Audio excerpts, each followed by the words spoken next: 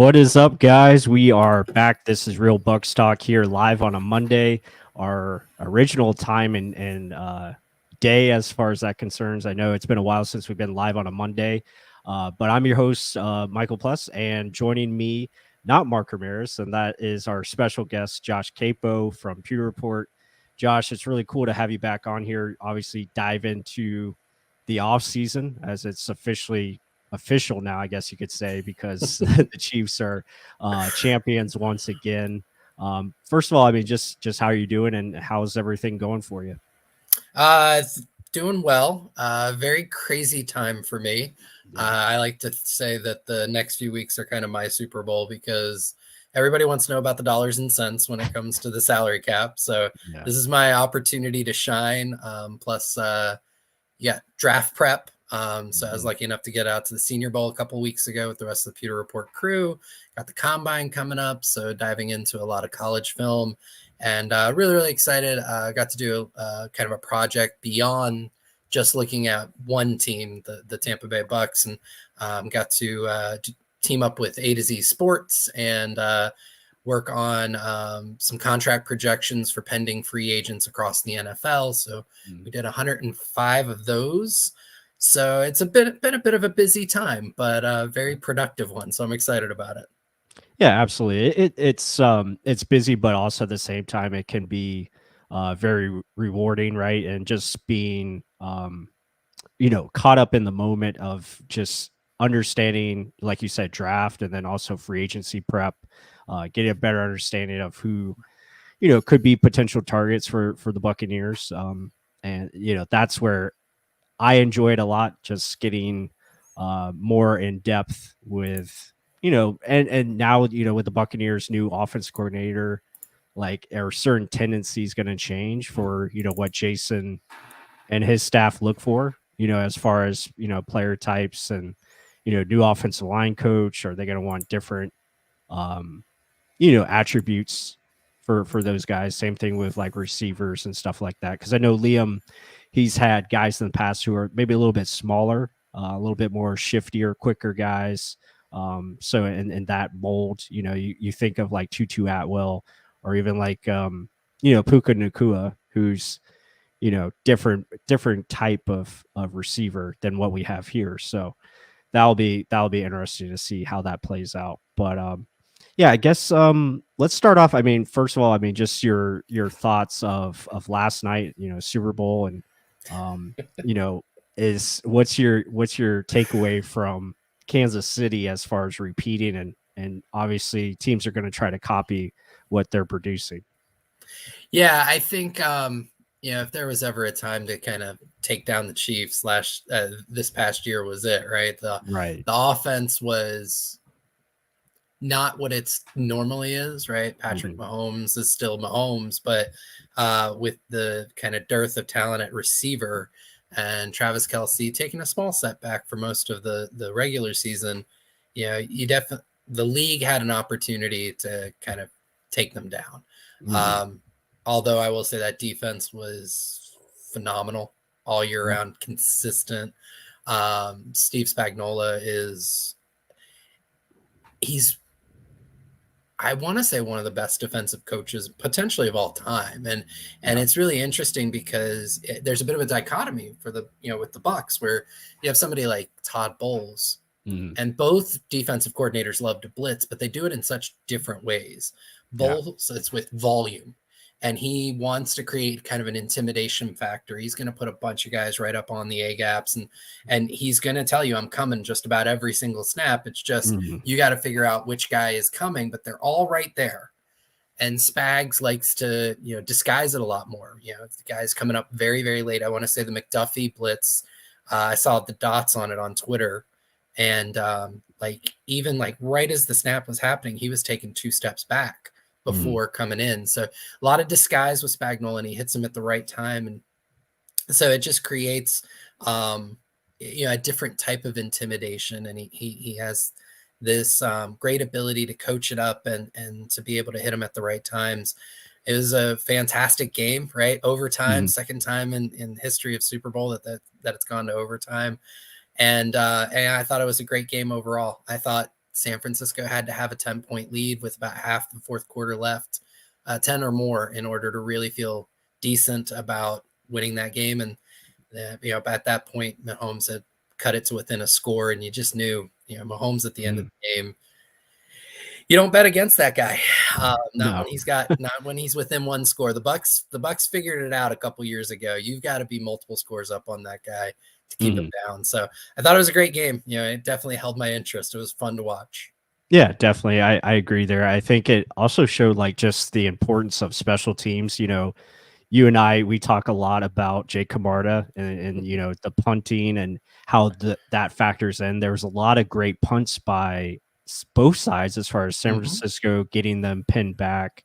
But then the Chiefs get like the bounces as far as special teams, like guy fumbles on the punt return, and then that gets like the momentum for the Chiefs. They end up scoring on that recovery, the next play or so.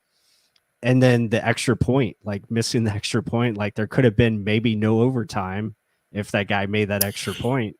That's really, really interesting one, because I honestly think if they had made the extra point, they would have been up by 4 when the Chiefs went down into the red zone. I think it was the following drive, and ended up kicking a field goal. I think on that 4th and goal, it would have been from like the 4. The game strategy, I think, would have been completely different. I think you would have seen Andy Reid dialing up, going for it on 4th down there, right? Because the field goal for would sure have been down. You probably would have seen that McCole Hardman touchdown earlier in the game, because they would have needed that play, and you knew Reid was sitting on it for an important moment. So it completely turned the game around. And the other one, from a special team standpoint, Harrison Butker hitting a 57-yard field goal, which I can't remember if it tied or set the record for the Super Bowl. And it was such a low line drive that it almost got blocked. I think it was like a quarter of an inch off of a 49er. It was Randy Gregory's hand, I think it was. Yeah. So it's a game of inches. You hear it all the time, and you can literally point to like 5 or 6 moments in that game that all came down to inches. The fumbled punt return that you talked about actually hit off of some guy's foot, quarter inch another way. It just kind of goes for getting down. So, and Kyle Shanahan, I sent it to you in our group chat. I firmly believe he did a deal with the devil, but it was from Bedazzled, the early 2000s, where you get your wish, but not quite exactly what you were wishing for. And he keeps getting to the Super Bowl, and the world conspires to prevent him from getting the Lombardi. Yeah, definitely. And it's like, San Francisco, that first drive in overtime, like they had the play to convert that 3rd and 4, but nobody picked up the best player on the Chiefs defense as far as Chris Jones. And it's like, what are you guys doing? Because again, they had the option. They went to, Brock Purdy was going to the right read. It's just, he had no time to deliver that ball where it needed to be. And and again, that just shows you, like, if certain guys are in the right spot, you make the right protections. You put your guys in position and you make the play, then obviously it's the difference between champions and not. And of course the next drive, Chiefs end it. But yeah, credit to the Chiefs. I think they have, like you said, a really good coaching staff. Spagnuolo as a D coordinator, one of the best, and then Andy Reid, he just knows how to dial it up. I mean, that play call to win it. Like, how are you supposed to stop that? Like, that's just, really just advanced, but also simple in the fact of what it was designed to do, and wide open. So yeah, that was really cool. But again, this is a Buccaneers show, so we'll get into, as far as, the off season so far. Really, before we get into like numbers and like free agency and draft, I want to get your thoughts on just the state of the team right now, and what's your opinion as far as, new offense coordinator Liam Cohen. I know you did an article on his offense, and so really just your high level view as far as this team going into the offseason. Yeah, I think there's a good core, right? Good young core. A lot of guys from the last couple of drafts kind of took a big step forward. Everybody, deservedly so, talks about kind of the 2024 draft class, including some undrafted free agents who really kind of in year one, I would say exceeded expectations. And you talk about Kalijah Cansey, Yaya Diaby, Chris Isian, even Rock Jarrett, who got on the field a little bit before going on IR later in the season. I know Cody Mauch is a little bit more of a lightning rod, but a lot to like there. And when you consider contextually everything that he was being asked to do in year one, the moment, the position, nothing was too big for him. It wasn't like Gedeke the year before, which kind of works as a good transition when you look at the 2022 draft. After 2022, the sky was falling, right? Yeah. But a couple of guys took some really big steps forward. And now you're looking at that draft class. You said, okay, Logan Hall is probably going to be a rotational piece, but he looks like he can belong on a solid, a playoff roster. A guy who can get some snaps. Big step forward from Gedeke into a much more valuable position at right tackle, right? I don't think he's ever going to be elite, but he's good. And if you've got one tackle who's good and another one who's elite, you're feeling pretty good about your bookends. Camarda was, solid for most of the season. Every once in a while, you get the yips and make me look bad. But then like Zion McCollum, McCollum's a guy who I've talked about a little bit throughout the season, where big jump forward. His first season. 2022 is like, I don't know if this guy can play anything other than teams, like all the athleticism in the world, and has no idea where he's going or what he's doing. And in 2023, he actually logged more snaps than Jamel Dean or Carlton Davis. And he was solid. And there were peaks of very good, right? You think about the first Saints game. He was really, really good against Chris Olave. And I would say out of all of those guys, probably has the highest ceiling. I don't know if he's ever going to reach it, but he's definitely got the highest ceiling. He could be one of the best corners in the game. He's got all the athleticism, and he's shown now he belongs on the field. And he could be a reason why Carlton Davis isn't on the team next year. So you look at those two draft classes, and you're like, you add that on to Antoine Winfield and Tristan Wirfs, ascending into top three players at their positions from a few drafts ago. And it's a solid roster that's missing some key pieces that I think most people at this point believe are going to be back. I'm encouraged by the signing of Liam Cohen as the offensive coordinator. I think you're going to see a lot of the things that Dave Canales was getting to, and in terms of the structure of the offense from a passing game perspective, is there's going to be a lot of continuity there. I think maybe even a better run game. I think Cohen's got a very diverse bag that he pulls from in terms of the running game. And then there, a lot of buzzwords that he said in his opening press conference has a lot of people really excited. What I'm interested to see, Canales showed throughout last year that he could innovate his offense. Okay, I think that's the one thing that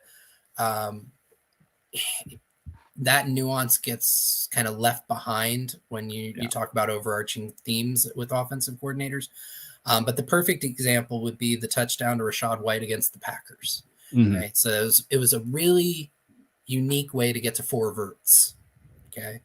Where one of those verticals is literally releasing out of the backfield. And it was designed to try and get the ball to Rachaad White without him having to worry about getting off the line of scrimmage. That was saying, I've got this play concept in my bag and I want to find a new and interesting way of getting to it. Can Cohen match Canales in that regard? Plus, there are huge opportunities to even be better than Canales. One thing you and I have talked a lot about last season was play sequencing, which was not one of Dave Canales' strengths. There would be certain games where it was great. Most of the season, he was not. And I think that this is an opportunity for the Bucs to maybe even improve upon that. Yeah, for sure. And, I think, there's another point that you were talking about with Cohen, like as far as, like his understanding of this offense and can he take it to another level? And you mentioned the run game. And I don't, would you agree with this? Like if he can unlock this running game, I think that's the key to taking this offense from what it was last year, but twice that, as far as doubling that level to the next point. Because let's face it, they were dead last and running the football the last couple of years. So even if they can get this running game to maybe, I don't know, middle of the pack, like 15, at least top 20, Yep. I feel like this offense could have a new life, because that opens up, like we talk about, the play action game. Everything, marries the run with the scheming and the formations. So I think that will be the big key for Cohen. If he can figure out this run game, this team has a chance to take that next step potentially. Given we have certain players back, which I think they will be. Baker Mayfield, Mike Evans, guys like that returning. Um, I just feel like that will be huge for not only Liam Cohen, but Baker Mayfield as well. Like, his level of play, can he sustain what he had last year, but maybe take it to another level beyond? That's something that, a lot of people are going to question, and if that can happen or not. Because again, he has a very high variance level of play. We've seen it where it's kind of up and down at times. Mm-hmm. Yep. So if that run game can be consistent, that could definitely, help a lot of factors. Yeah, I think one of the opportunities that last year's offense kind of left on the table is the whole offense was supposed to be based off of a mid-zone run scheme, which Right. is there's a lot of lateral movement in addition to verticality with the running game there. Yeah. That takes a lot of coaching, a lot of time to develop, and most of all, a lot of coordination between all of the offensive linemen, the tight ends, even the wide receivers. And it's very timing based, right? And you saw them start to try it in the first few weeks, and then by the time they got to Philly, I think they kind of went away from it. By the end of the season, most of the run game was inside zone and counter, okay, which requires less timing and less lateral movement. But when you look at the athletes on the offensive line, they should be able to, and you saw glimpses of it when Canales got creative. They should be able to play well on the perimeter, right, out in space. And you saw it with some of the pitches and tosses and stuff, and even sweeps, right, jet sweeps and to receivers and reverses. They would create a lot of some of their biggest running plays came from when they got to the perimeter. The most consistent way to get a running game to the perimeter is running mid zone, wide zone, outside zone, right? So the three different versions of lateral zone, depending on what the initial lane to hit is. And it just seemed like they didn't feel comfortable going back to that or developing that part of their run game. And I think, you're going to have a lot more continuity along the offensive line this year, right? We know 3 to 4 of the guys from last year most likely going to be in place this year, and at the same positions this year, right? Because everybody swapped positions last year. So I think that's going to give a much more grounded basis for being more successful with that lateral running game, with mid zones, wide zones, outside zones, and the athletes involved. That's where they're best. You and I have had a lot of conversations about Robert Hainsey, and he's not the best center in the world. He's not the worst center in the world. He's a guy where if you say there's an opportunity to upgrade, they should do it. If you do everything else in the offseason, you just couldn't find the upgrade for Hainsey, you're okay with him there next year. But his talents can certainly be leveraged more than they were last year. If you put him in space more, right? If you get him to pull on pin and pull and things like that, and just get him to work into more of like a lateral based zone system, you're going to see a lot better player from Robert Hainsey. So the athletes lend themselves to that type of scheme. You have a full off season for a lot of them to work together. So I just think that everything's kind of in place. Plus the Cohen, I think that he's going to bring a lot of diversity to that run game. And I do see that it's going to be a lot better. The whole linchpin there will also be, when does he choose to run? Do you see the Bucs not finish in the bottom 6, I think bottom 6 in first down pass rate, and putting a lot of stress on Baker Mayfield to win on third downs like they did last year, which can unlock more of the pass game as well. So it all kind of flows together. You had mentioned it earlier. I know Cohen did during his initial press conference, marrying the run to the pass. Right. Yeah, absolutely. I think, first down pass rate is huge. Like we've discussed it many times, that's got to be in the upper, 60s, hopefully closer to 70%. It would be nice. That's the ideal rate you want to have. But when you look at last season, Buccaneers were nowhere near that. So you want to hopefully have that somewhat flipped where, again, it's okay to get a first down on first down. That's the key. Shocking. Right. Like, and that's some of the, I guess that's the one concern I think we both have with Liam Cohen. Is he gonna really dive into that and unleash not having to play for third down so much? Because we've seen some of his videos and talking about his certain play concepts and stuff like that. And obviously he's had a really good run game at the University of Kentucky. They were really good as far as running the football, pretty efficient, good running backs, big offensive line, guys that can move as well. So I think that does, and you talk about Robert Hainsey, I think that does point to that as far as getting him more on the move. And I think also if there's going to be more movement of the pocket, I think that helps him out quite a bit.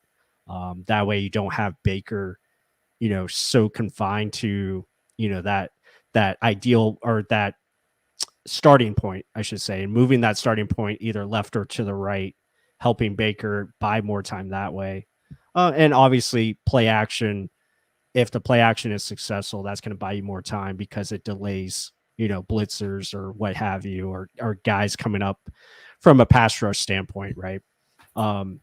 So yeah, all those things are very critical. It'll be interesting to see who's going to fill out the rest of his staff. I know he got the offensive line coach in place, which I think is a good hire. I do like his background that he was at Stanford. Speaking of Kevin Carberry, so I like that. I like that he has a lot of experience at different spots, and we'll see what he can bring to this O-line group. And hopefully we do see more variety, like you talked about with the motion runs and pin and pulls, stuff like that gets us excited, stuff that we saw last night, right? The Chiefs and the Niners do so many different things. Having the great fullback that they have, he goes in motion and gets a running head start on a lead block, stuff like that. And you just imagine like Tristan Wirfs coming around the corner, like get that guy in space to come out and just knock someone out. And I like that he talked about him as a weapon. So hopefully we see that, this season. But yeah, so offense coordinator is settled. Obviously the staff mainly is returning. So I guess we'll dive into the big questions, which are coming up here, soon with free agency first. And that's, our free agents, Mike Evans, Baker Mayfield, Levante, obviously Antoine Winfield. So we'll dive into those guys. And I think mainly those guys are going to be back. And, what kind of, I guess, numbers are we going to be looking at for these type of caliber of players? Yeah. So I guess we'll talk about the kind of the big four, right? Yeah. The four that everybody wants to hear are back is we'll start with Antoine Winfield Jr. So I fully expect that the Bucs will end up franchise tagging Winfield. Okay. Based on his play last year, he is likely worth, if he were to get like on the open market, multiple teams bidding for his services, he would be looking at $20 million a year. Okay. Probably the first safety to hit that number, especially coming off of the season that he just came off of. Derwin James currently is the number one guy on the market at safety at $19 million a year. And Winfield would have a good case because James's deal was signed a couple years ago. The cap's gone up about $50 million since then. So he would have that case for $20 million or more. So you take that and you look at the franchise tag for safety is about 17 million, 17.22. So the Bucs have an opportunity to save about 3 million APY on that deal, and they'll probably take that opportunity. Don't worry, Bucs fans. I'm sure they will get a long-term deal done following the season. there's a good chance that they could just use that tag as a placeholder to do a Right. longer term deal before the start of 2024. But we've seen the Bucs use a franchise tag on a couple of different guys and let them ride this season. They did it with Chris Godwin a few years ago, Shaq Barrett a couple years ago as well. Right. And both of those guys were then signed to long-term extensions following that. Mm. So that's the first one. Then you've got Baker Mayfield. This is the most controversial one. I have him at $27.5 million a year, most likely over 3 years. When you start projecting out these contracts, you look for comps. Okay.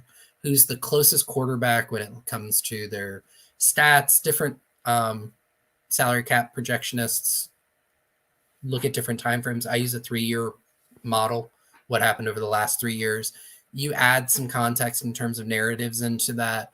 And what you've got is somebody who had fallen to the point where most of the league didn't really see him as a starter, has a really great bounce back season. His EPA per play was a little bit better than necessarily like his PFF grades when you kind of plot that onto a chart. And the best comp for that is Geno Smith with the Seahawks just a year before. Geno signed a 3-year, $75 million deal. Again, cap goes up every year. So when you add in the inflated cap, comes out to about 27.5. Now, it's very hard to peg these down to like an individual number. So the range that I think Bucs fans should be thinking about is 27.5 to $32.5 million per year. Okay. And I could see it going for 4 years, not necessarily 3. The team and Baker seem, based on this being like the most well-known secret in the world, based on hot mics that have happened recently and comments everybody's making, it looks like the two sides really want to come together on a deal. And I think that that's kind of the range that you'll see it happen in, which is a good market value. It would make him around 15th, 16th in APY, which is right around what Baker kind of is in this. It's what he produced. He's about an average quarterback, which you can see on this team, and with a really good offensive mind, can produce above average results. So, so that would be a good contract for both sides. And then you get to Mike Evans. I think most of the people watching your channel know the whole Mike Evans saga dating back to training camp of 2023. Back then, I said based on his age and recent production, he was probably worth about $21 to $23 million a year. His agent was apparently asking for Cooper Kupp type money, which is like $27 million a year. And he had an amazing year, and he definitely earned some extra money. And I have him projected for like 3 for 75, which would be about $25 million a year. Kind of right in the middle of those two numbers that I just mentioned. So, and then Lavonte David. So this one's kind of an interesting one. A lot of people may look at the number I throw out here and say, well, that seems weird based on last year. But I think David comes back for about, if he decides he wants to play again, another 1-year deal around $7.5 million. Now, last year he played for 4.5. Why would the Bucs give him this big raise when he's 1 year older? Well, A, he had another great season, right? And B, if you look at the details of his contract from last year, and given the context that the Bucs were extremely cap strapped, what they did was they set up his contract to be worth only about $4.5 million. But then they gave him these extremely obtainable incentives that were considered by the league not likely to be earned, which means he basically didn't do that the year before. And the way you structure those incentives is they're then called not likely to be earned, so they don't hit that year's cap. If they are earned, they go to the following year's cap. And so you'll actually see some of that ends up in 2024 salary cap because he hit a lot of those incentives. Now that the Bucs have more room in 2024 than they did in 2023, I think it's more likely that the team guarantees some of that money for Lavonte, especially considering the relationship that Lavonte has with the team, and he's going to be a future Ring of Honor member.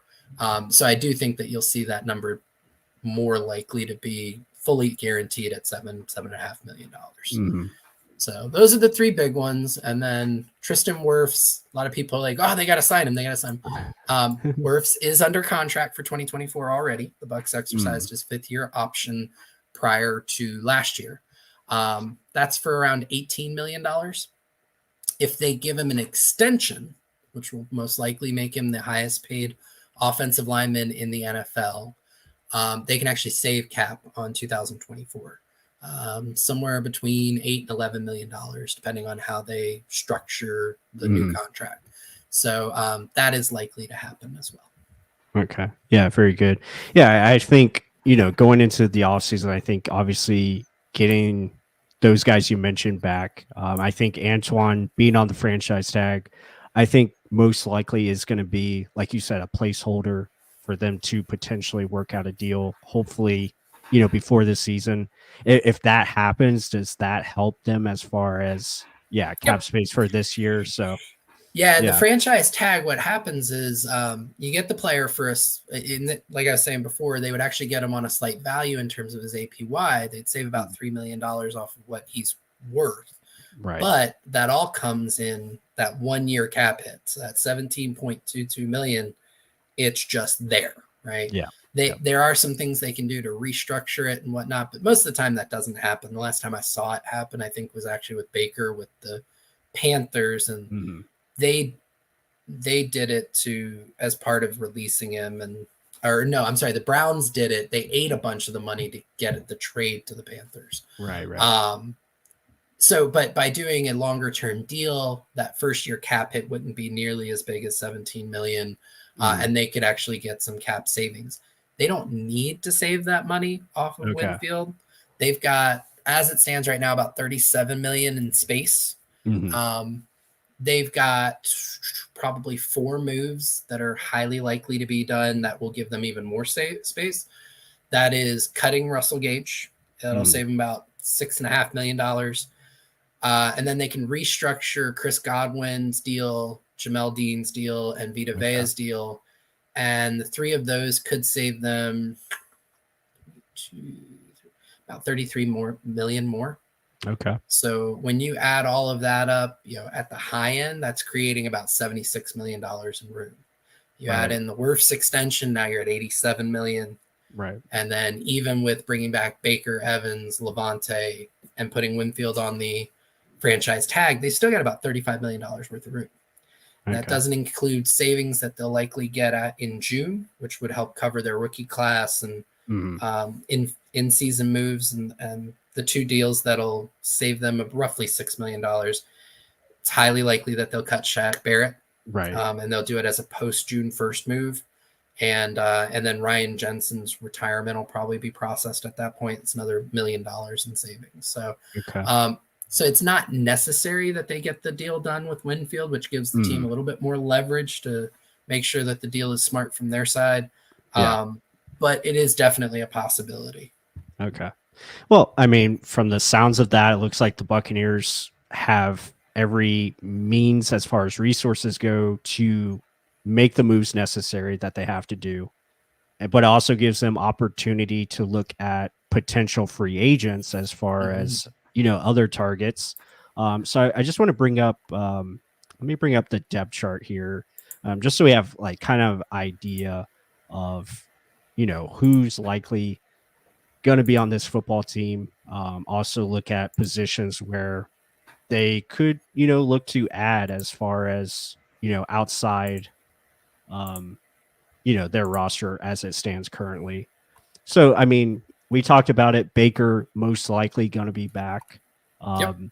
Do we think John Woodford probably comes back as well, just to be, maybe that 3rd string guy or even a backup in case they want to? I don't know what they're going to do with Kyle Trask. It looks like they'll probably just let him play out his last year of his deal. I think it's highly likely that Walford returns. Because he has, his familiarity, with Cohen. So, yep, absolutely familiarity with Cohen. I tweeted out when Cohen was originally signed that this was obviously because he had worked with John Walford in Los Angeles for an entire year. Right. No, and Cohen mentioned Walford in his press conference. The other thing to keep in mind is Walford was on the Bucs practice squad for most of last year. Right. And then when some injuries hit a couple of quarterbacks mid to late last season, there were teams that reached out to Mm, Walford and were basically going to offer him a roster spot right. on their 53 man, and he turned them down. And at that point, him and the Bucs were able to work out a way where Mm, he was. They were able to actually put him on the 53 man roster at that point, but regardless, he was going to turn him down. Him and his wife apparently do love Tampa, and so mm, I think all signs point towards Walford being back in 2024 with the system familiarity. He's going to be mm, familiar with a lot of Cohen's terminology, which is going right. to probably help aid in the development of both Trask and Baker, because Baker has some familiarity, but let's keep in mind I think he was basically with the Rams for 2 months. Yeah. Yeah. So there's still a lot for him to digest and learn, and Walford will, I imagine, be a big help with that. Yeah, absolutely. And and then just looking at some other positions, obviously, do we feel like Chase Edmonds could be coming back, or is that I think maybe we'll see more of Sean Tucker. Maybe It's what's your possible. thoughts? Yeah, I think that there are a lot of interesting running backs that'll be out on the market Mhm. and for not a lot of money. Right. And I think because of that, you could see Chase Edmonds back, but I think that the Bucs will most most likely explore what are some other options that they could potentially look at Yeah. to create a more consistent backfield with Rashad White. Mhm. So guys Right. like Zach Moss, AJ Dillon, Mhm. Antonio Gibson, all of those guys should not cost a whole lot of money Mhm. and have experience carrying full workloads, which would make them more likely to be solid complements. That's one thing Chase Edmonds has never really been able to do is carry a full workload. Yeah. And you saw it even last season as a backup. There were some injury concerns when he was on the field. I was very, very impressed with Edmonds. I mean, he had a Mhm. kind of a burst and a sense of urgency in the way that he ran that was a nice Right. compliment to Rashad White. And in some cases I preferred it. Mhm. But I do think that the Bucs, if they bring Edmonds back, it'll be late in the offseason and it'll be after they explore a lot of other options. Mhm. Yeah, I could see that too. And it's not like Chase is gonna automatically be the first guy to sign, once Yeah. free agency starts. So I think they'll have time as far as, adding to that backfield. I think that will definitely be somewhat of a just a minor priority, something that definitely have the options to upgrade if needed. And then receiving core, I think will remain pretty much not too much change. I think we could see a draft pick there. Jason Light likes to draft receivers. We've seen him do it over his pretty much his whole time here. And this is a But I deep, deep, right, deep class. it's a good class to need a receiver. And just looking at the top three, I think that'll pretty much remain unchanged. I think Evans returns, Godwin, Trey Palmer hopefully takes another step, but then after that, I think you could see some shuffling. You talked about Russell Gage already, probably going to be let go. David Moore maybe comes back, but I think, yeah, I think looking at maybe a free agent receiver or even in the draft, especially with what Liam Cohen is going to bring.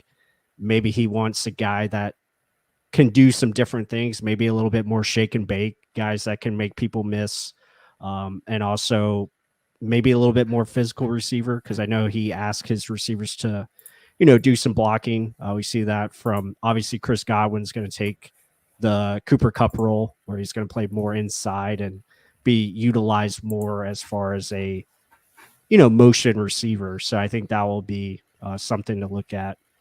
But yeah, Yeah, it'll be interesting because it's also a pretty solid crop of free agent wide receivers. right. I think the biggest thing, the priority for the Bucs would be to try and upgrade wide receiver 3. Mhm. And I say that, and I want to make sure I'm very clear on what I mean by that. I'm very high on Trey Palmer. Mhm. I think when you look at his tape last year, he can get open. Right. There's some opportunity to make some tougher catches, I think. Obviously, he can take the top off of a defense. And I think in Cohen's system with Godwin moving inside, it gives him a lot of opportunity to run go balls on the sideline as the Z and Right. run deep posts and deep backside digs and things like that. And I think that he can be a very good quality wide receiver 3. There's still, it's not a guarantee, right? Like he Mhm. had ups and downs last year. Again, I kind of highlighted the ability to make what Bruce Mhm. Arians used to talk about in terms of, the grimy catches, things like that. So he shouldn't be somebody that you're just like, that's wide receiver 3, right? We check Yeah. that box. I'm very much of the opinion that you need to challenge him to earn that role in Yeah, I year 2. agree. And so one name that I like that I don't think is going to cost a ton of money would be somebody like Josh Reynolds from the Mhm. Lions. Now, anybody who watched the NFC Championship game may be like, you're out of your mind. Right. Too But many drops. Yeah. exactly. But he had no drop issues in the regular season. He's a He's good actually receiver. he's a very good receiver. And Yeah. he does there's no part of his game that's actually like a red flag. Like it's not like Mhm. he does these things, but he doesn't do these things. He can play Mhm. outside, he can play inside. He can get open, he can create after the catch, he can block, he can make tough catches. Right. So he does a little bit of everything for 5 to 6 million a year. I think that would be a really awesome signing. And Yeah. now you slot him in and you let him and Trey Palmer kind of um, rotate as that wide receiver 3, and that's a really good wide receiver Mhm. core. But as we talked about, it's also a really deep wide receiver class. I'm not nearly all the way through it in my own draft evaluation. I've only Mhm. done about 8 guys so far, but one that I really enjoyed his tape, and I think that he would bring an element that this core doesn't really have is Malachi Corley out Yeah. of Western Yeah. Kentucky. I was And thinking the same dude. he's a yak guy, right? Like he Right. creates after the catch. That's what they need. Yeah, and his build is really unique, right? Because he's Mhm. thick, right? He's not tall. He comes in under 6 feet. He measured in at the Senior Bowl. I want to say like 5'10" and a half, 5'10" Mhm. and 5'8", if I remember off the top of my head correctly, but like 215 pounds. So you're Yeah. talking about a thick dude from his core, like just that midsection, and he generates the way that he moves after he has the ball. I, I hate comps because then people like you said he was going to be just like the. It's Debo-esque Yeah. is the best way that I can say it. Just he can cut and accelerate so quickly, and the burst Mhm. in and out of those cuts, it helps him create extra yards. And I think that that's kind of that skill set that they don't really have. It'd be a really Mhm. interesting target. He's not the only guy who can move like that, but he was one that kind of popped at Senior Bowl. Got to watch his tape in the last week, and I really enjoyed a lot of the stuff that I saw. And shout out to Scott Reynolds, my Mhm. boss, because he put me on to Corley. Mhm. Yeah, yeah, no, he's definitely one I'm interested to get more looks at as far as tape study. But yeah, I'm right there with you. I think that's the dynamic that they're going to try to add. I think they were hoping that Raheem Jarrett maybe has some of that ability. We didn't really get to see much of it as far as him, generating those yak, type of plays. Saw a little bit in preseason, but not full fledged as far as him getting those opportunities. So yeah, that will definitely be an area to look at. But um, looking back at this roster, and obviously we'll get into more of the team specific needs. I think one of them we can agree on: interior offensive line, whether that be left guard or potentially center with Robert Hainsey. Obviously, Aaron Stinney, a free agent. We don't know if he's going to return. Um, I know PewterReport put out some targets as far as left guard options, which Mhm. I'm intrigued by. I really like Jonah Jackson. I really like, Dalton Risner, Damian Lewis. I was a fan of. So yeah, I think would those be potential names that they could go out and, acquire? Yeah, they absolutely could. That article, I actually wrote that one. Oh, That there you go. That's was why I liked it. I appreciate that. Thank you. Yeah, so that was just for full transparency. Those were some targets that Brad Spielberger at Pro Football Focus had noted in when he was kind of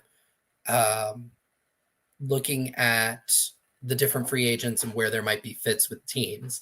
So those were 3 different names that he had mentioned. I like Jonah Jackson. I think that he's one that's really, really interesting to me. Another couple, if we're saying guard, I really think Jonah's the guy. Like that would be the dude. I think the center out of Tennessee would be an interesting fit for the Bucs. Okay. And I can't for the Titans, and I can't remember his name off the top of my head. Is it Brewster or yes, no? Brewster? Austin? Aaron? Yeah. Aaron or Austin. I think he might be one to look out for. I think one that a lot of people look at is Andre James from Las Vegas. Okay. I personally think that would probably be a bit rich for what the Bucs might want to look at. He's probably going to get somewhere around $8 million a year, and he's not the kind of guy that I think they would invest that much money into. Right. Aaron Brewer is the guy. Brewer, thank you. Yeah. He's not James would. Yes, the Bucs have gone out and signed a big time center in Ryan Jensen. Ryan Jensen was a much better center than Andre James. So I think Brewer on the center line. I think Jonah Jackson for guard would be 2 of the guys that I would keep an eye out for. I don't think that they're going to sign both a center and a guard. I think they look to upgrade each of those positions if possible. But I think you see one via the draft, and I think you see one via free agency. And if we're talking the draft, I know everybody wants the one name. I firmly believe he won't be there, and which sucks because I, like everyone else, fell in love with Jackson Powers Johnson, the center from Oregon. It's funny, I had mentioned earlier I got to go to Senior Bowl, and I basically told all of my coworkers, I was like, I'm doing nothing but watching line play. Like this is where I'm gonna live this week, right? Right. And you were like, they were 5 minutes past stretching, and I was like, JPJ is the dude. Like he is that guy. Like I would love to say like I was the only one who identified it. Everybody at the Senior Bowl saw it. He was the talk of the town. He did day 1. He did a couple of things day 2, battling through a hamstring injury. As a matter of fact, that he sustained day 1. Still looked better than everybody else around him. He solidified himself as a first rounder and a guy who's probably not getting to the Bucs at 26. Yeah. Which leads me to my second crush so far, which is Graham Barton out of Duke. Barton played left tackle. So if you know anything about Bucs and Jason Light, you know that sounds he loves right up his alley. The only thing is it's not a small Division 3 school. Power 5 conference, which is good. Yep. Barton's got amazing leg drive. Like if you talk about wanting to improve the Bucs run game, that's where this guy's strengths are. I mean, he's not a bad pass protector, right? But he'll have his struggles year 1 if he moves inside, and that's probably where he needs to move, just based on the arm length and some just his overall length of frame. But he will have the lower half torque and motor to immediately have a good impact on the run game. Great balance. The footwork's phenomenal. He loves running dudes into the ground. And I could see him at guard or center. He was going to take reps at center at the Senior Bowl, but I think he had an injury that he had to bow out. But I personally think he's probably better suited for guard myself, but you could probably put him in either spot. Yeah. I mean, looking at, I haven't seen much of Graham, but what I have seen from him is, like you mentioned, the body type. I think his build is just, it's made for guard. It's made for that interior offensive line spot. Staying at 6'4", 313, he's got, he's more developed than, say, what we got from Cody Mock, last year as far as body. And it was the same thing with like Alex Kappa. These guys are tall, 6'5", 6'6", but they're lean, on the lower half. Graham, he's got more beef in that area as far as the lower third of his body, and he just looks like a NFL ready guard, that can come in. He's a plug and play guy, right? Obviously Jackson Power Johnson, he would be ideal. He's awesome, ready to There's play. the definition of plug and play. Right. Like he's built already. He's ready to play center or guard. He could plug in left guard, right guard, center. It doesn't matter. Like he has experience at those spots and he can play it at a high level. But like you said, there's going to be a lot of eyeballs on him, and most likely he'll probably get picked in the top half of the draft, top 20, looking like most likely. But again, there's hope because that position not valued as much as say these other spots. But again, we don't know how these guys are ranked, so there could be certain things that fall, and maybe things happen for the Bucs where it works out. But also it could mean like another position like edge or corner, that could fall into the Buccaneers' laps for sure. Yeah, I mean, at that point, there's only 25 guys who will be selected before the Bucs pick at 26. Right. So at a certain point, and you're going to hear 30 to 35 names where it's like, well, there's no way that guy's going to be there, right? And simple math tells us, well, 9 to 10 of those are going to be wrong. And you know what? I've been guilty of it myself because, I'm the one in our, kind of our group chat who's like, it's a pipe dream. Jackson Powers Johnson's not going to be there, right? Yeah. I could be very well wrong. Things happen. So it'll be interesting. I don't think that that'll be the case for as good as his tape looks to begin with.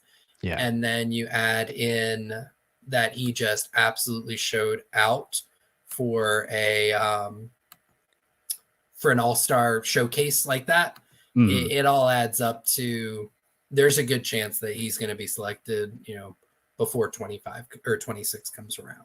Right. So, but, he's not the only talented player in that range. I definitely like the interior offensive linemen that will most likely be available at that time versus some of the other positions. But that's not to say that there aren't, guys at some of these other positions that I do like. There are a couple edge guys. I think that there's a lot of projection in their game, but there's some talent there, but nobody that's a slam dunk. And I know a lot of Bucs fans are turned off by taking an edge late in round one because JTS has not developed into the player that his ceiling certainly said he could have been. Right. Yeah, definitely. I mean, and the Buccaneers have picked defensive linemen for the last few years, right? Starting with JTS and then going to Logan Hall and then obviously Kalijah Cansey, last year. And Kalijah looks like he's going to be the best of that group. He's already shown a ton of flashes. So got to be excited about that. I do like JTS. I know you like JTS. I like him a lot as that second pass rusher, the guy that can be in a rotation and come in and less pressure on him. And I think when you just use him as a pass rushing edge, I think he shows a lot of good things. So that will be, something to look for. But yeah, looking at other positions and like edge group and, corner, I think is very interesting. I know corner probably going to go early and quick. Just because it's kind of top heavy in this class, as far as what I can tell. I'm a big fan of Cooper DeJean. I wish the Buccaneers could get him. I really like him, but I think he's probably going to be a top half selection. I think as of right now, he's consensus number one corner on the board. Although a guy who really showed out, there were two corners who really showed out at Senior Bowl.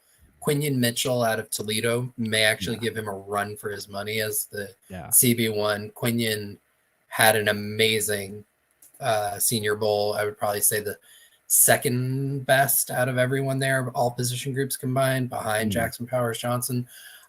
He took on the best receivers. He had a rep. I want to say it was day 2. Probably the best receiver out there was the kid out of Michigan, Roman Wilson, right? Mm-hmm. And you have at the end of practice, it's best on best, right? So Quinion was basically, he was isolated as the best corner at practice that day. And so the coaches said, you can pick one receiver to go up against in a one-on-one, right? And they wanted, and NFL teams want him to actually pick the best receiver, right? But he gets his pick. And he picked Roman Wilson, who was the best receiver out there that week. And this is a one-on-one. It's man coverage. The receiver can release any which way he wants, run any route he wants. The corner has no clue what's coming. Nobody else on the field, so you got no safety help over the top. Right. And and it's designed for the receiver to win, right? Receivers should not lose any of these reps. And I will say, Roman Wilson beat him. It was the catch of the week, right? And Quinion just basically fell on the break. It was the only time he lost all week. Was just that one rep.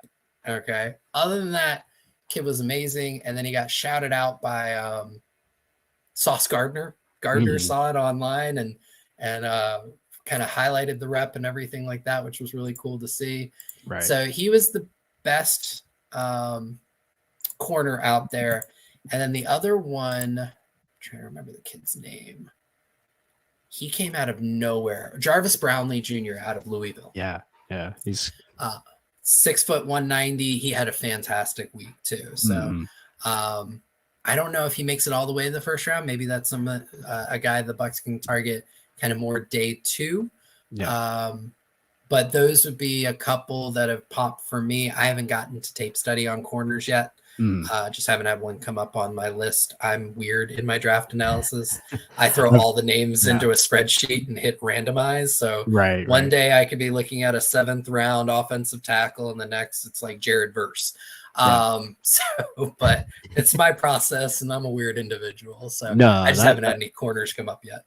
That sounds actually like a lot of fun. So I'm going to have to look into that. Maybe I'll start doing something like that. But yeah, I mean, the only corner I looked at was Cooper DeJean because dude's just a freak athlete. And I'm like, God, he's really good. And I got to think like corner is going to be a topic of discussion. I have to think, right? Because Jamel Dean, Carlton Davis, they can't stay healthy.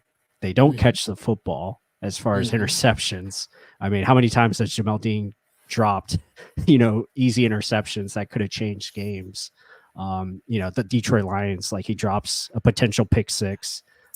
So, I mean, that has to be a spot where they're looking to maybe pair with Zion McCollum and go into, a new secondary look. Obviously that, but also strong safety next to Antoine, I think is definitely going to be a position of importance. Yeah, I would absolutely agree with that. So there is a chance. I'm not going to say it's a good chance. I'm not going to say it's a bad chance. The Bucs can get out of Carlton Davis's contract. Right. Okay. I still firmly believe Carlton's probably when used to his skill set, the best corner on the roster.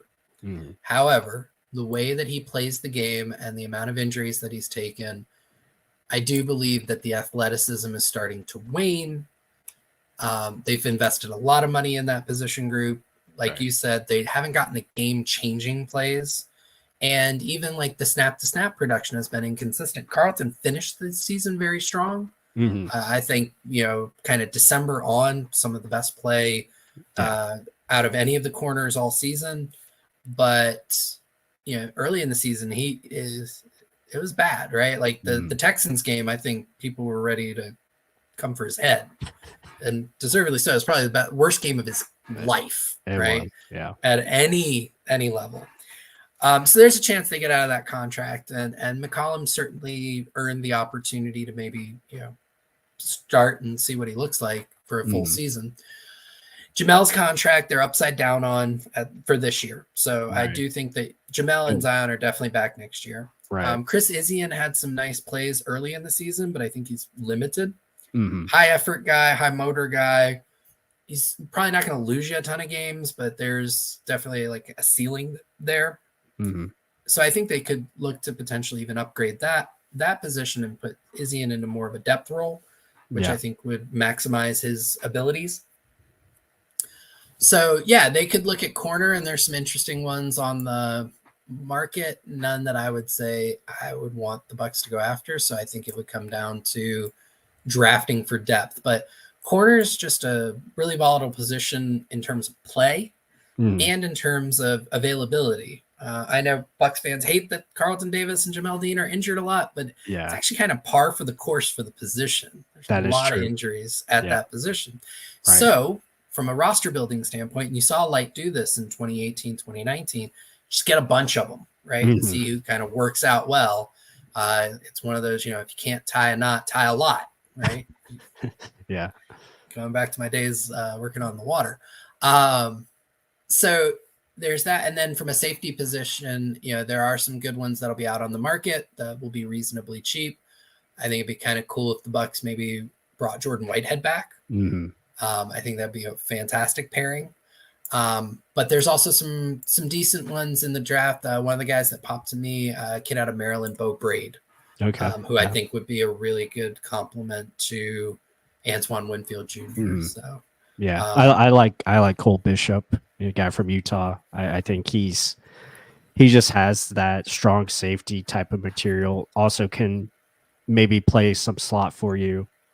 Some versatility, box defender, good tackler, instinct guy that just knows where to be on the field. But I think when we look at it overall for this roster, I think interior offensive line, I think edge, strong safety, those are positions you look at as far as looking to hopefully upgrade, hopefully add to, build more depth to it. And then, your minor pieces of depth, probably, tight end, I think is a underrated spot where they could look to add to, but it's more of a luxury position because I think you feel confident with Cade Otton. I think he's good enough. Yeah. I was one of his biggest detractors last year because the blocking issues drove me batty when I would watch film. Yeah. But by the end of the season, like he's developed into tight end one, which is for you and I, like we were both very high on him coming out of Washington. Yes. And then, for me, like just getting very frustrated this year. And then by the end of the season, seeing what he's been, like very happy because he was a guy I loved when they took him with the first pick of the fourth round, right? In 2022. Yep. So that one's been a nice development. The tight end market and free agency isn't fantastic. One guy I watched today that I'm kind of interested in seeing, he'd be strictly kind of like an H-back move guy is Jaheim Bell out of Florida State. Lots of athletic tools there. I mean, they were drawing up tons of perimeter screens for him over two wide receivers who could be, day one, day two picks, right? Right. Because when it comes to like creating after the catch, Bell was actually their best guy. Whereas Keon Coleman and Johnny Wilson, right? Yeah. Both of them are kind of more downfield, big contested catch guys, not create after the catch guys. So Bell was an interesting eval for me. I ended up liking him a lot more than I thought I would going into it. But I think that would provide them with that consistent second option that they really didn't have with O'Keefe or David Payne. Wells. Yeah, Payne. Payne, I wasn't huge on the draft pick, but I think he has a role, right? As kind of a specialized tight end 3 down in the red zone. Right. Because of the big frame, and he's shown he can make those contested catches. So, but I still think that they could use more of a playmaker in that tight end 2 role, more of a move guy. Yeah, for sure. One guy I'm looking at, I don't know if he hits the market, but I really like Noah Fant. I think he would be fun, but I don't know if he would be in, it depends on his price range because I know his stats have kind of gone down a little bit since his days in Denver, where he was like the main guy. He was getting a lot of targets, a lot of catches, a lot of production. But I think he would be a fun addition because he kind of knows this offense. He's worked with, Shane Waldron, so he's kind of got a background in it. Yeah. So he would be fun. Draft wise, I really like the Kansas State guy. I'm sure you hear that a lot from Scott. Scott Reynolds, Yes. yeah. Not, Snot. yeah, Yeah. So with Fant, what's interesting is I ended up doing an evaluation on him in terms of what his contract would look like. mm, And then I was doing it early as I worked with A to Z, and then they sent me over the list of guys, and he wasn't on it. And I was like, well, there's a couple days of my life I just wasted. But I still had the number up there, so I just took a look, and you're looking at probably about $9 million a year for Fans. Okay. I don't know if the Bucs Yeah. spend that much money for a That's guy who'd be like overpriced. a 1A, 1B. Yeah. Right. So probably not somebody they're going to pursue. I haven't gotten to Sanat, but I did see him a little bit at Senior Bowl. He made some good catches. He had a decent rapport with, I want to say he was on the national team, and he had a good rapport with Bo Nix. Okay. Don't quote me on that, but I want to say that those two hooked up on a couple of balls in practice. But yeah, it's I wouldn't say it's a great tight end market. You got like a bunch of high end, or a couple of guys who are going to cost you $8 to $12 million a year, and then the rest of it, it's like you're taking a flyer. So. Right. Yeah, definitely. So I mean, again, these are positions like tight end, running back. Like you said, receiver 3, I think, is probably right behind those top needs we discussed. Just because I think that would be important for this offense and what they're going to try to do. So I think that's a big part. But just talking about edge, and I think we'll wrap it up with this because I know we've gone about a little over an hour now. But like edge, I think, obviously adding to Yaya Diaby, adding to JTS Anthony Nelson. You got Marquise Watts, who I'm intrigued by. I hope he gets more snaps. But again, like he's going to be kind of on the bubble as far as making the roster, depending on who they bring in, because they're probably going to add to that spot for sure. You still have Jose Ramirez, who they think a draft pick into. He ended up on the practice squad. So it'll be interesting. There are a few guys who. So the free agent market at edge is actually really interesting. It is good. The top of the just people were talking about. I wrote an article about a couple of targets they might have, kind of a high-low thing, but I set the high reasonable, right? And somebody's like, "Why aren't you talking about Josh Allen?" Well, number one, they're not going to sink almost $30 million a year, which is what he's going to command. He's going to be at about $27.5 million into somebody who's not an internal free agent. Plus, Jacksonville's not going to let him go. Okay. Right. And you heard it here, not first, because if you pay attention to Jacksonville Twitter at all, or just listen to the comments, like Shad Khan has even said, like, he's not going anywhere, right? They'll franchise him. They'll give him a big deal. It's going to happen. Brian Burns, same thing. Like these guys aren't going to be there. So you want to look at like the more reasonable ones. Danielle Hunter is probably like the most expensive guy who's potentially going to be available. And that's a guy who's like over 30 at this point. Don't think that the Bucs are going to necessarily spend another $20 million on an edge rusher over 30. Yeah. Considering Shaq Barrett's contract didn't come out the way that they had hoped, and not through any fault of Shaq's, right? But the two that I looked at, the one I think you and I both really like, which was a guy I highlighted as kind of like, this is if they want to spend some cash on this, it's Bryce Huff from the Jets, who I have projected at like $14.5 million per year over 4 years, right? So it's a 4 for 58 contract.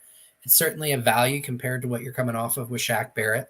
But it's a lot more than what they gave Shaq when they first brought him on, right?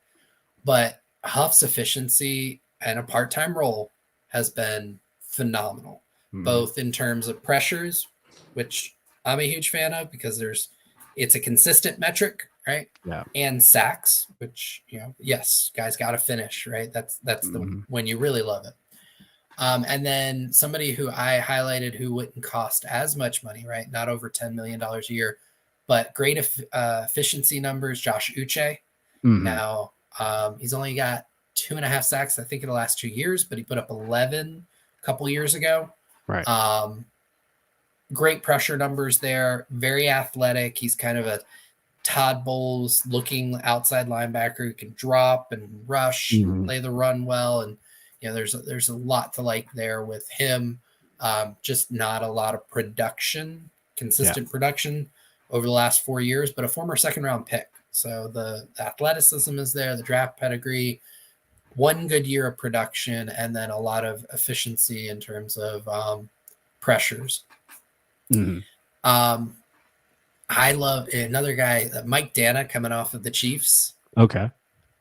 He's a smaller guy, like I want to say 240, 250. They move him inside on long and late pass rush situations, and he's been super productive for them as a rotational edge rusher. He'd cost less than $10 million a year. Andrew Van Ginkel has been a very efficient guy for the Dolphins, and great hair. So a lot of guys there. When you look at the draft, there's like 2 really elite guys who won't be there for the Bucs, right? Jared Verse out of Florida State and Dallas Turner out of Alabama. Right. I did like Latu at Senior Bowl more than his tape initially. Yeah. I don't think he'll necessarily be there at 26. I'm not in love with Chop Robinson. Yeah. I wouldn't love that pick in the first round. I like the other Penn State guy. Adiza? Yeah, he showed out really well, and I enjoyed it. I think the Bucs may be turned off from him because there are some issues with him in run defense. Okay. Which is something I think they do look at. But one guy I loved, Darius Robinson out of Missouri. Yeah. He's coming up. He's a freak. 6'5", 286 pounds. Pretty sure his body fat was a negative number. Long arms. Yeah. He only had 1 year of playing edge for Missouri, which was this past year, and it was a phenomenally productive year for him. I want to say 9 sacks. Yeah. Yep. Pressure rate of 16-17%, if I remember correctly. If you look at his full college production and you just looked at the stats, you're going to say, well, yeah, it's like, kind of like a guy in a contract year. I got to get drafted. Let me get 9 sacks. But that's not really what it was. They mostly played him inside as kind of like a 4-eye D end or some 3 technique up until this past year. And then they put him on the edge. He's got a swim. He's got a push-pull. He uses his power and his length really well. Great leverage. And there's bend to his game. I just don't think he knows how to tap into it at this point. But again, only 1 year on the edge, right? So he needs a good outside linebacker or defensive line coach to teach him how to use his bend, but it's there because he sometimes just slips into it and it's like, whoa. He was a guy I really, if the Bucs were to draft him at 26, I'd be championing the pick. You'd hear me saying some really fun stuff. Yeah, I don't think you could go wrong there. I think that's again, if you're picking in the first round, you want to try to grab premium positions, right? You want to get edge, receiver, corner, quarterback, often, left tackle, right tackle, offensive line in general. But I think defensive line, going there, obviously we saw it in the Super Bowl. Pass rush is important. If you can find ways to generate pressure, that's huge. It really changes the game. So, yeah, getting a guy like Darius Robinson, you put him next to, Diaby and Cansey and Vea and all these guys that have size and speed. Yeah, I think that'd be a lot of fun. So yeah, edge is definitely. I love Bryce Huff. I think that would be a worth it investment because he would really open up your draft. I don't think you'd be pigeonholed into trying to force that edge position or forcing a pass rusher. Yep. And at that point, I think the value at that part of the draft will be receiver. Somebody like Brian Thomas or something like that. Right. And then that allows you to do truly like a best player available. I'll give Yeah. you one more draft edge guy, be more of a day 2 guy, and I'm gonna say it for 2 reasons. Number one, because he had a stellar day 2 in Mhm. Mobile, and because I told Scott I'm gonna bring him up to everybody I can because he went to Kansas, and I Mhm. just love annoying Scott. Uh, so Austin Booker. Mhm. Um, I think a lot of people were surprised he came out for the draft because he's a junior. He didn't have Okay. to. Not a lot of fanfare to him. I don't think most people who don't watch Big Ten football probably have heard of him. Mhm. But great bend, gets to the edge, good burst off the line. Um, so a little bit on the smaller side, but I think he's a guy who solidified himself as probably a day 2 pick. He's probably going to be a good tester at the combine here in a couple weeks. Mhm. And I think that, second or third round, if the Bucs were to pick him up, I think that would be a really good pick. Yeah, absolutely. So yeah, I think that's gonna do it for us, guys. Appreciate everyone joining us here tonight. I hope you enjoyed the great knowledge that Josh Queipo provides. It was awesome having him back on here again with us. Definitely gonna have him on as we get closer to free agency and draft. It's always a good conversation. I appreciate you taking the time. So yeah, this is going to be another just wild off season as it always is in the NFL. It seems like there's always something to discuss, and especially right here in Tampa, it's going to be definitely a lot of conversation. There's always going to be that conversation about the quarterback, and just finding ways to improve this team. So I think that'll be a lot of fun. But this is yeah, I'm excited for it, and it should get heated up here pretty quickly, because I know February 19th is kind of a big day for cap space and everything. So we'll see what the Bucs can do. But with that said, guys, hope everyone enjoyed it. Be sure to hit that like button. Be sure to follow Josh Queipo. Josh, let everyone know where they can find your good work. Yeah, so on Twitter or X, it's at Josh_Capo, my last name. I believe your viewers can see it underneath my picture here, but last name spelled Queip as in Paul O. All right, awesome. Well, Josh, thanks again. Thank you everyone for joining us. And with that said, we'll see you on the next time.